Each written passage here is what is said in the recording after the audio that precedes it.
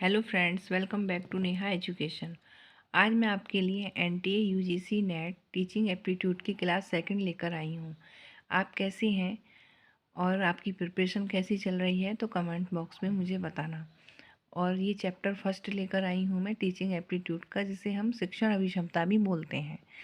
आज जिन जिन टॉपिक पे मुझे आपको पढ़ाना है तो वो टॉपिक हैं उत्तम शिक्षण की विशेषताएं, शिक्षण के उद्देश्य और शिक्षण की एक प्रकृति है। तो आइए देखते हैं उत्तम शिक्षण की विशेषताएं। तो उत्तम शिक्षण की विशेषताएं ये मैंने दे रखी हैं, देखिएगा आप। अपेक्षित सूचनाओं का आदान प्रदान, प्रभावी नियोजन, छात्र क्रियाशीलता की उपस्थिति और प्रजातांत्रिक आदर्शों के अनुकूल, सहानुभूति एवं दया पर आधारित होती है। ये उत्तम शिक्षण की विशेषताएं निर्देशात्मक होती हैं। छात्र शिक्षक सहयोग देता है इसमें, क्योंकि अगर शिक्षक होगा छात्र नहीं होगा तब भी शिक्षक किसको सिखाएगा, है ना। तो छात्र का होना भी ज़रूरी है और शिक्षक का होना भी ज़रूरी है। छात्रों के पूर्व ज्ञान का उपयोग और छात्रों का जो पूर्व का ज्ञान होता है उसका उपयोग करके वह आगे की भी चीज़ों को सीख जाता है। प्रगतिशील शिक्षण, शिक्षण ऐसा होना चाहिए जो प्रगतिशील हो, उत्तम शिक्षण विधियों पर आधारित और जो अच्छी अच्छी टेक्निक है उन पर आधारित हमारी शिक्षा होनी चाहिए। संवेगात्मकता, स्थिरता की उपस्थिति होनी चाहिए, उपचारात्मक होनी चाहिए, निदानात्मक होनी चाहिए, छात्र योग्यताओं का संवर्धन होना चाहिए। शिक्षक की उपस्थिति दार्शनिक एवं प्रत्यक्ष अप्रत्यक्ष कक्षा व्यवहार की होनी चाहिए। छात्र शिक्षक के माधुर्य पूर्ण संबंध होना चाहिए, जब मधुर होता है। ऐसा नहीं है कि हम गुस्से में बात कर रहे हैं या छात्र को ज़्यादा दंड दे रहे हैं, ऐसी नहीं होनी चाहिए। मधुरता होनी चाहिए। ठीक है, तो आगे देखते हैं। नेक्स्ट है शिक्षण के उद्देश्य। तो शिक्षण के उद्देश्य है, शिक्षण उद्देश्यपूर्ण गतिविधि है, यानी कि लर्निंग अधिगम है। नेक्स्ट है शिक्षण के माध्यम से एक शिक्षक शिक्षार्थी में एक वांछनीय परिवर्तन लाता है। वांछनीय परिवर्तन यानी कि बिहेवियर में चेंजिंग लाता है उसके।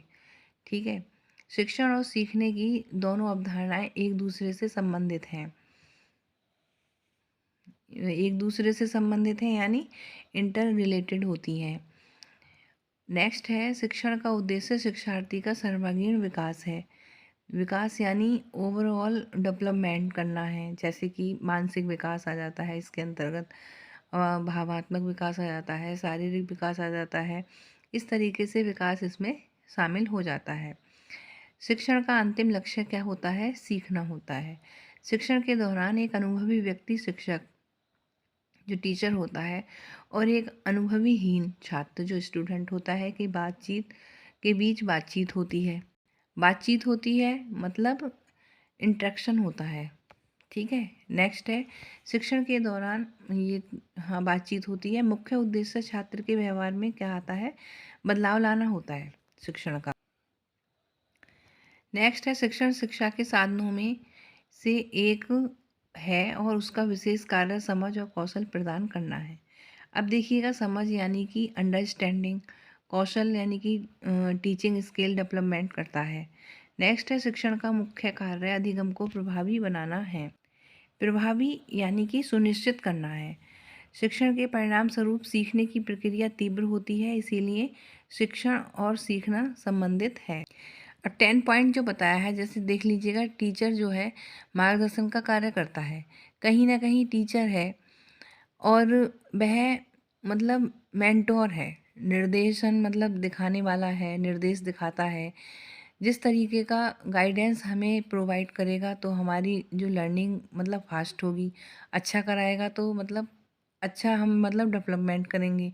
और उन्हीं कुछ जो चीज़ें हैं जो हमारी समझ में नहीं आती हैं वो आसान कर देता है टीचर। ठीक है, अब नेक्स्ट है शिक्षण एक ऐसी प्रक्रिया है जिसमें एक व्यक्ति दूसरे व्यक्ति को सिखाता है या निर्देश देता है। अब देखिएगा, सिखाता कौन है? टीचर। और सीखता कौन है? स्टूडेंट।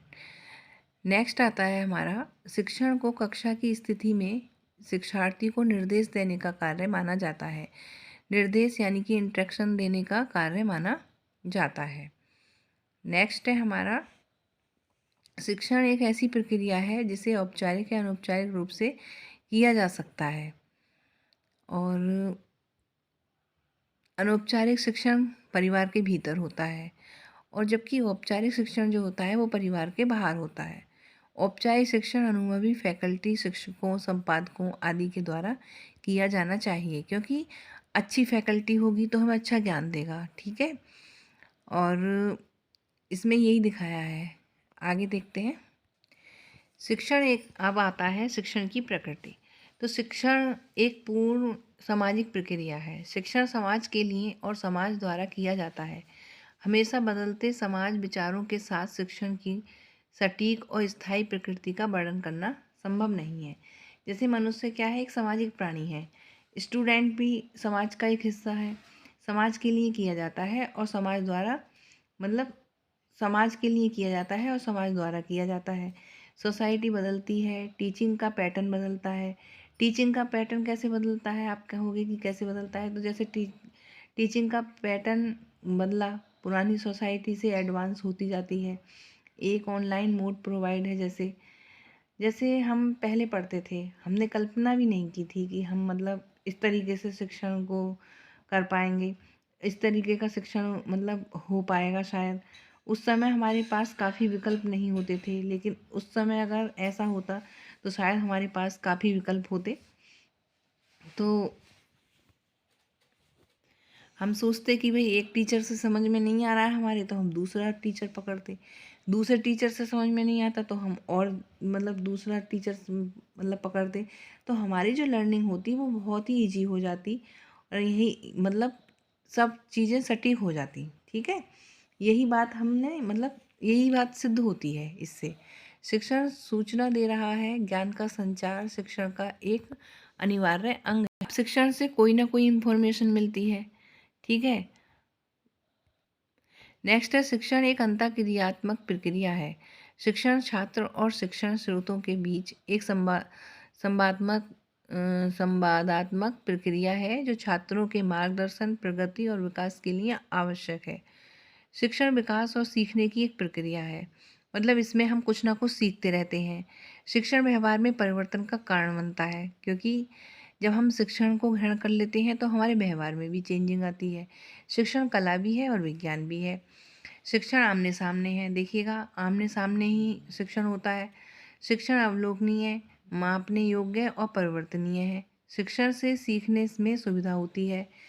शिक्षण स्मृति स्तर में चिंतनशील स्तर तक है। तो देखिएगा ये हो गए हमारे तीनों टॉपिक कंप्लीट। उत्तम शिक्षण की विशेषताएं, शिक्षण के उद्देश्य, शिक्षण एक प्रकृति है। यदि आपको मेरी वीडियो अच्छी लगी हो तो इसको लाइक करना, शेयर करना और चैनल को सब्सक्राइब करना। तब तक आप इनको समझिएगा, लर्न कीजिएगा। जब अब मैं नेक्स्ट वीडियो लेकर आऊँगी इसकी, तब तक आप इसको लर्न कीजिए। खुश रहिए, मस्त रहिए। Bye, take care.